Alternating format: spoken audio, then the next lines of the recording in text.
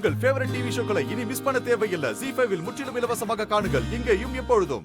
எனக்கு ஒரு விஷயம் தெரிஞ்சாகணும். என்ன விஷயம்? நான் மாயாவை பார்க்கணும்னு சொன்னதா நீங்க அவகிட்ட சொன்னீங்களா? என்ன சொல்ற ஈஸ்வரி? நான் சொல்றது உங்களுக்கு சரியா கேக்கலையா? மாயாவை நான் பார்க்கணும்னு சொன்னதா சொல்லி கோயிலுக்கு வர சொன்னீங்களா? இல்லையே, நான் அப்படிலாம் ஒண்ணு சொல்லலையே. நிஜமா தான் சொல்றீங்களா? நான் ஏன் பொய் சொல்ல போறேன் ஈஸ்வரி? நான் அப்படிலாம் ஒண்ணு சொல்லல. என்னங்க நடக்குது? நீங்க சொன்னீங்கன்னா அவ இங்க வந்து என்கிட்ட சொல்லிக்கிட்டு இருக்கா. நீங்க என்னடானா அப்படி சொல்லவே இல்லைன்னு சொல்றீங்க? ஈஸ்வரி, நான் மாயாவை பார்க்கவே இல்ல. எனக்கு அவளை பார்க்கணுங்கிற அவசியமும் கிடையாது.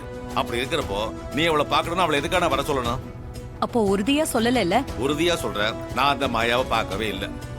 சரி விடுங்க, நான் பாத்துக்கிறேன். சரிம்மா. அவரு உன்னை பார்க்கவே இல்ல, எதுவும் பேசவே இல்லைன்னு உறுதியா சொல்றாரே. இந்தம்மா புருஷன் நம்மள பார்த்து பேசுனது உண்மைதானே? அப்புறம் எதுக்கு அந்த ஆள் பொய் சொல்றான்? ஒருவேளை இது அந்த டிரைவரோட சதியா இருக்குமோ? இதுக்கு என்ன பதில் சொல்ற? அது சாரி மேடம், எனக்கும் ஒன்றும் புரியல.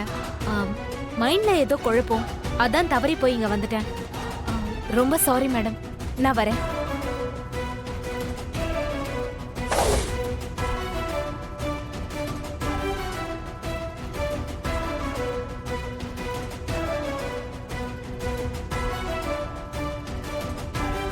யார் பண்ணிருப்பா? இது அந்த டிரைவரோட வேலை தான். அவன் நமக்கு எதிரா ஏதோ சதி பண்றான். ஐயோ, செல்போனை காணுமே. கையில தானே வச்சிருந்தேன், எப்படி மிஸ் ஆச்சுன்னு தெரியலையே. கடவுளே, போன் இல்லாம இப்ப என்ன செய்யறது? ஐயோ, எங்க மிஸ் பண்ணான்னு தெரியலையே. இந்நேரம் போயிருப்பா.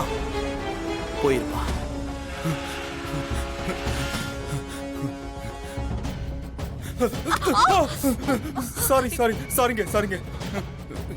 ரேவதி, ரேவதி,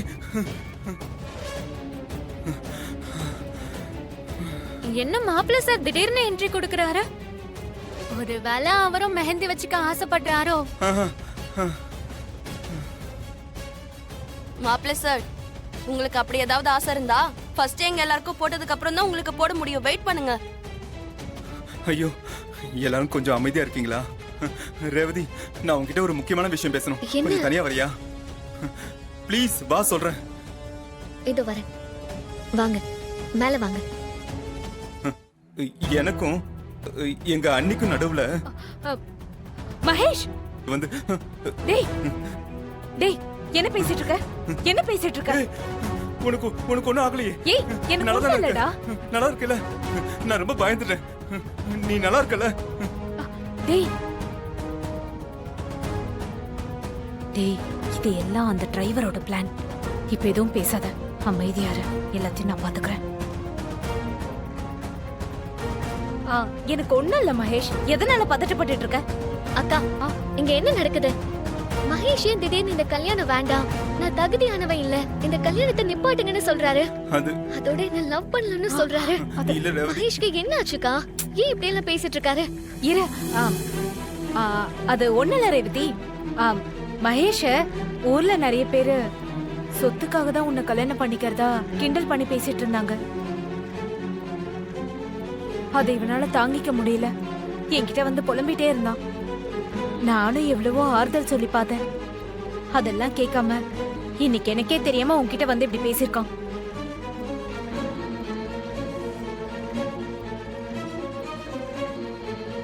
ரேவதி, இவன் பேசினதெல்லாம் பெருசா எடுத்துக்காத. ஊர் ஜனங்க கொடுத்த மன உளைச்சலால தான் இப்படி எல்லாம் பேசிருக்கான். மத்தபடி உன்னை கல்யாணம் பண்ணிக்க அவனுக்கு விருப்பம் தான். ஆமா. அப்படியா?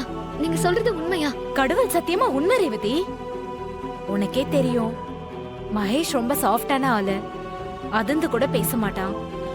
அவனை ஆளாளுக்கு இப்படி டீஸ் பண்ணதுல பாவம் ரொம்ப மனசு உடைஞ்சு போயிட்டான். அதனால்தான் இந்த மாதிரி முட்டாள்தனமா முடிவு எடுத்துட்டான். அவ்வளவுதான், வேற ஒண்ணும் இல்ல. என்ன மகேஷ், இதுதான் விஷயமா? ஆமா ரேவதி, அண்ணி சொன்ன மாதிரி ஊர் ஜனங்க தான் என்ன ரொம்ப கன்ஃபியூஸ் பண்ணிட்டாங்க. போற பக்கம் எல்லாம் இப்படியே சொல்றாங்க. அன்றாட காய்ச்சி பையனுக்கு வந்த வாழ்வை பாரு, என்னமோ சோப்பு போட்டு பெரிய இடத்து பொண்ணு கவுத்துட்டான் அப்படி இப்படின்னு என் காது பட ஜாடையா பேசுறாங்க. அதெல்லாம் என்னால தாங்கிக்கவே முடியல.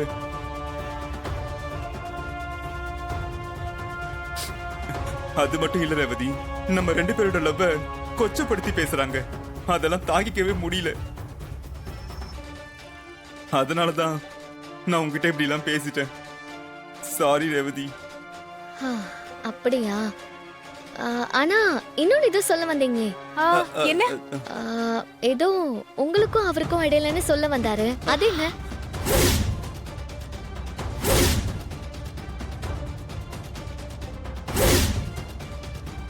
ஆ, ஆ, அது அது என்னன்னா அவன் என்ன சொல்ல வந்திருப்பான்னு எனக்கு தெரியும். நான் அவனுக்கு அண்ணி இல்ல அம்மா மாதிரின்னு சொல்ல வந்திருப்பான். என்ன மகேஷ், அதானே? ஆமா, அததான் சொல்ல வந்தேன். ரேவதி, பெருமைக்காக இது சொல்ல வரல. பெத்த அம்மா மாதிரி தான் இவனை நான் பாத்துக்கிட்டேன். கல்யாணத்துக்கு அப்புறம் அம்மா மாதிரி இருக்க இந்த அண்ணிய எப்படி பிரிஞ்சிருக்கிறதுன்னு ஃபீல் பண்ணிருப்பான். உங்க அம்மா தான் இவனை வீட்டோட மாப்பிளையா இருக்கணும்னு சொல்லிட்டாங்கல்ல. ஆமா, அண்ணிய பிரிஞ்சிருக்கிறது எனக்கு கஷ்டம். நான் அததான் சொல்ல வந்தேன்.